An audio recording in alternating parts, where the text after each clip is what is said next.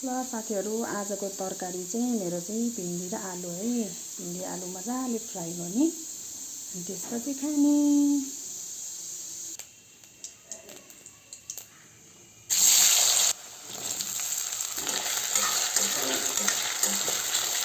Video बनाउने चक्करमा साथीहरू त्यहाँ घरमै बिर्सेछ मैले त।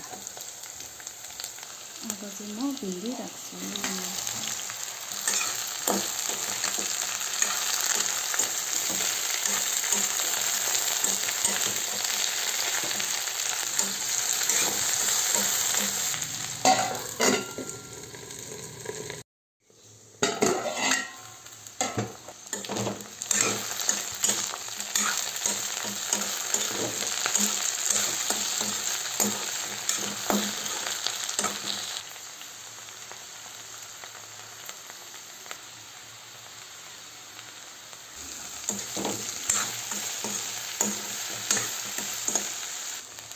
अदुवा लसुनको पेस्ट,